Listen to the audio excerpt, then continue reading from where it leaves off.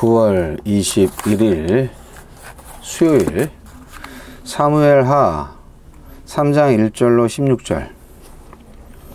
사울의 집과 다윗의 집 사이에 전쟁이 오래매 다윗은 점점 강하여 가고 사울의 집은 점점 약하여 가니라. 다윗이 헤브론에서 아들들을 낳았으되 맏아들은 암논이라. 이스라엘 여인 아히노암의 소생이요 둘째는 길르압이라. 갈멜 사람 나발의 아내였던 아비가일의 소생이요 셋째는 압살롬이라. 그슬 왕 달메의 딸 마아가의 아들이요 넷째는 아도니아라. 핫깃의 아들이요 다섯째는 스바데아라. 아비달의 아들이요 여섯째는 이드르암이라. 다윗의 아내 에글라의 소생이니 이들은 다윗이 헤브론에서 낳은 자들이더라.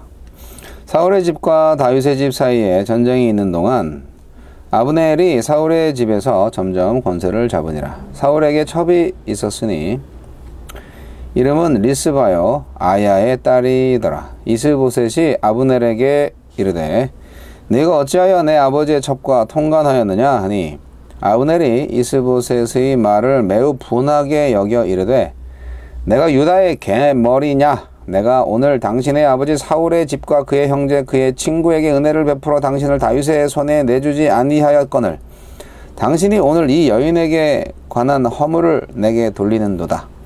여호와께서 다윗에게 맹세하신 대로 내가 이루게 하지 아니하면 하나님이 아브넬에게 벌 위에 벌을 내리심이 마땅하니라. 그 맹세는 곧 이 나라를 사울의 집에서 다윗에게 옮겨서 그의 왕위를 단에서 브엘세바까지 이스라엘과 유다에 세우리라 하신 것이니라 하매 이스보셋이 아브넬을 두려워하여 감히 한마디도 대답하지 못하니라. 아브넬이 자기를 대신하여 전령들을 다윗에게 보내어 이르되 이 땅이 누구의 것이니까? 또 이르되 당신은 나와 더불어 언약을 맺사이다. 내 손이 당신을 도와 온 이스라엘이 당신에게 돌아가게 하리이다 하니 다윗이 이르되 좋다. 내가 너와 언약을 맺거니와 내가 네게 한 가지 일을 요구하노니 나를 보러 올 때에 우선 사울의 딸 미갈을 데리고 오라. 그리하지 아니하면 내 얼굴을 보지 못하리라 하고 다윗이 사울의 아들 이스보셋에게 전령들을 보내 이르되 내 처 미갈을 내게로 돌리라. 그는 내가 전에 블레셋 사람의 포피 100개로 나와 정혼한 자니라 하니 이스보셋이 사람을 보내 그의 남편 라이스의 아들 발디엘에게서 그를 빼앗아 오매 그의 남편이 그와 함께 오되 울며 바울임까지 따라왔더니 아브넬이 그에게 돌아가라 하며 돌아가니라.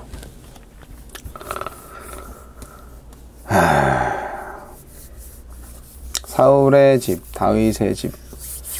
다윗의 집과 사울의 집. 네, 오늘 말씀은 사실 좀 제가 우울합니다. 되게 우울해요. 왜 우울한지 말씀드리죠. 일단 해설을 먼저 읽겠습니다. 다윗의 집과 사울의 집 사이에 균형이 무너져 다윗의 집은 점점 강해지고 사울의 집은 점점 약해집니다. 다윗을 향한 하나님의 뜻이 천천히 성취되어 갑니다. 하나님은 어떤 분입니까? 우리 눈에는 더딘 것처럼 보여도 뜻하신 바를 반드시 이루십니다. 다윗은 여전히 유다 지파만의 왕이었고 이스라엘의 왕은 사울의 아들인 이스보셋이었습니다. 하지만 다윗의 집은 강해지고 사울의 집은 약해지면서 다윗을 왕으로 세우신 하나님의 뜻이 서서히 성취되고 있었습니다. 때로는 역사가 후퇴하는 것 같지만 하나님의 나라는 반드시 이 땅에 설 것입니다. 복음, 사랑, 정의가 불신, 불의, 폭력을 이길 것입니다. 그 과정을 견디며 삶의 지향을 바꾸지 맙시다.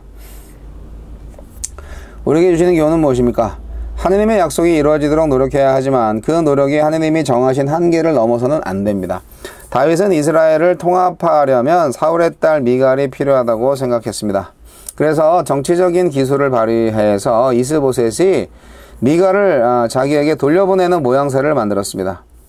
그러나 무심하게 흘러가는 정치판 속에서 발디엘은 아내를 빼앗기고 통절하게 울었습니다. 또 다윗은 왕권을 안정시키려는 정략적 의도를 가지고 많은 아내를 두지 말라는 신명기 17장 17절 말씀을 어기면서까지 여러 아내를 얻었습니다. 하지만 이렇게 얻은 아들들이 훗날 강간, 살인, 반역으로 다윗의 왕위를 위태롭게 했습니다. 다윗은 정치적 수완을 지나치게 발휘했습니다. 이 지나침이 때론 폭력이 되고 때론 화가 됩니다. 아무리 역량이 뛰어나도 야욕을 채우기 위해 살면 그 삶이 취해집니다. 아브넬은 하느님이 다윗을 이스라엘과 유다의 왕으로 세우셨다는 것을 알면서도 자기의 정치적 야욕 때문에 이스보셋을 이스라엘의 왕으로 세우고 자신이 실세가 되었습니다.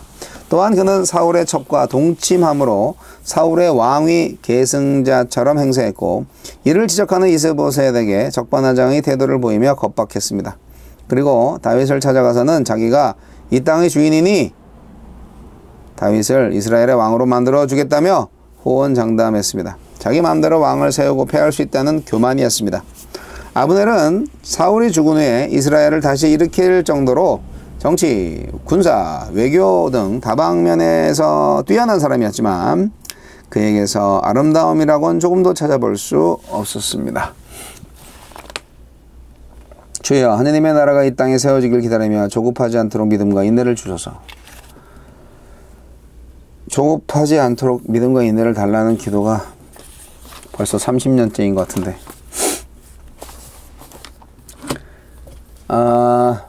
뭐 해설이 너무 훌륭해서요, 뭐 더 해설이 더 필요하진 않을 것 같은데, 저는 오늘 본문 말씀을 통해서 느낀 바를 얘기하죠. 보니까 이제 이 아브넬 군대 장관, 이 사람이 이스보셋을 왕으로 세워놓고 허수아비 왕으로 세워놓고 본인이 직접 다 이렇게 통치를 하고 그랬잖아요. 그리고 이제 다윗에게까지 와가지고 이제 협상을 하는 모습을 보면 정말 정치꾼이다라는 생각이 드는데, 그거조차도 하나님께서 이용하고 계시다는 생각도 들긴 합니다. 그런데 다윗이 미갈을 데리고 오라고 그렇게 한 거가 무슨 의도일까? 그리고 다윗이 오늘 제가 읽으면서 되게 불편했던 게, 아내를 많이 얻어요. 네. 결국 여기 있는 그 아내들을 통해서 낳은 자식들이 아주 힘들게 합니다, 다윗을. 다윗의 왕국을 힘들게 하죠. 그리고 이 아들들이 결국 이스라엘의 왕이 되지 못해요. 뭐 잠깐 왕이 됐던 아들도 있죠. 나중에 결국 이스라엘의 왕은 솔로몬이 되잖아요. 솔로몬은 솔직히 다윗이 그야말로 죄를 지으면서 낳은 아들이기 때문에 어떤 면에서는 정말 정통성이 떨어질 수 있는데, 미갈은 다윗을 사랑한 사람입니다. 그래서 다윗이 죽음의 위기에 처했을 때 자기 아버지를 속이고 다윗을 구해준 적이 있어요. 그런데 다윗이 미갈을 원한 것은 다윗이 미갈을 사랑해서라기보다는 사울의 왕국을 차지하기 전에 미갈과 다시 결합을 하면 사울의 사위라는 신분을 확보하는 거가 되잖아요. 그래서 이미 남의 아내가 되어 있는 미갈을 데리고 오라고 아브넬한테 요청을 합니다. 그래서 다윗이 이렇게 사울의 사위로서 그의 정당한 후계자로 인정받을 수 있다. 이런 정치적 계산이 깔려 있다는 것이 저는 굉장히 씁쓸합니다. 그런 게 아니라도 하나님께서는 다윗을 왕으로 세우실 터인데 굳이 그렇게 해야만 했을까? 사울이 미갈을 다윗의 아내로 주려고 했다가도 결국은 일이 잘 안 됐잖아요. 그래서 지금 미갈은 다른 사람의 아내인데 그 남편이 울면서 찾아왔다는 그 구절이 저는 너무 안쓰럽습니다. 재밌고, 그의 남편이 그와 함께 오되 울며 바후림까지 따라왔더니 아브넬이 그에게 돌아가라 하매 돌아가니라. 아니 뭐 삽시간에 아내를 빼앗긴 이 발디엘이라는 사람은 뭡니까 도대체?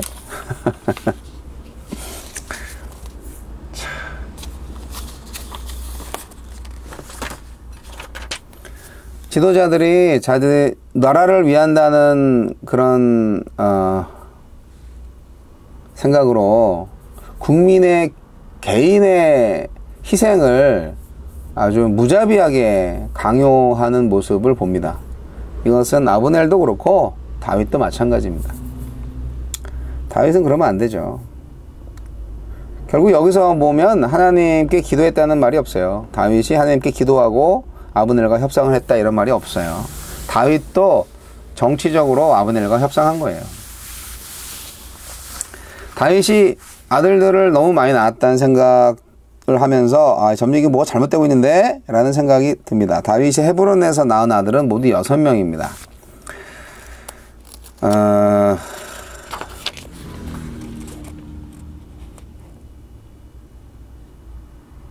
제일 문제가 되는 아들이 압살롬이죠. 나중에 반역을 저지르니까. 아이고.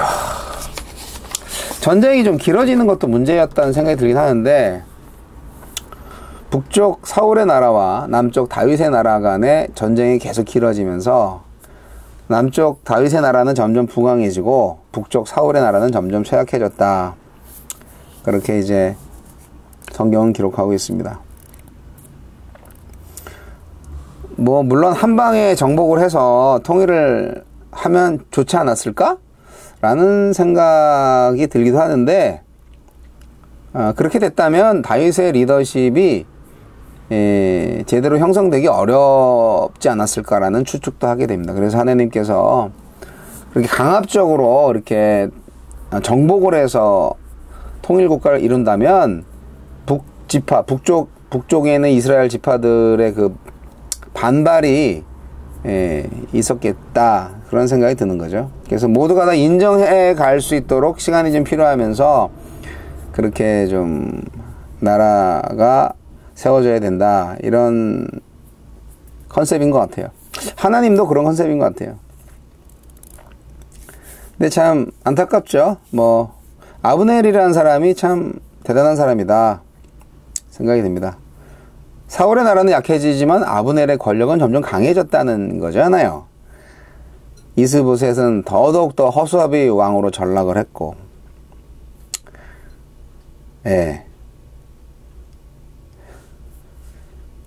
다윗은 아브넬의 그 협상을 받아들이는데, 아브넬의 관심은 자신의 안위와 권력뿐입니다. 나라가 어찌됐든 자기가 권력을 가지고 있으면 됩니다. 근데요, 다윗도 다르지 않았다는 것을 지적하고 싶습니다. 전쟁 없이 전 이스라엘의 왕이 될 수 있는 기회잖아요. 아브넬이 협상을 하러 왔으니까.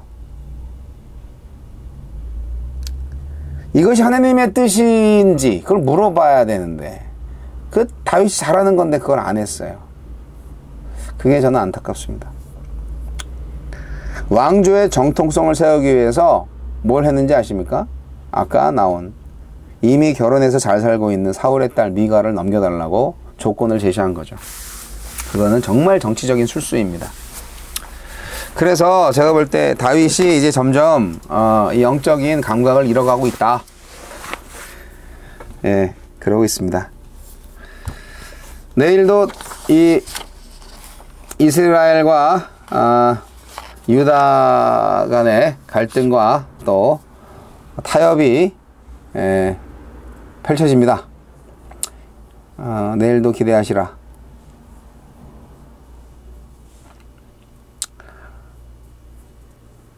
한순간도 방심하면 안 된다. 저는 그걸 생각합니다. 다윗이 범죄하기까지 뭔가 좀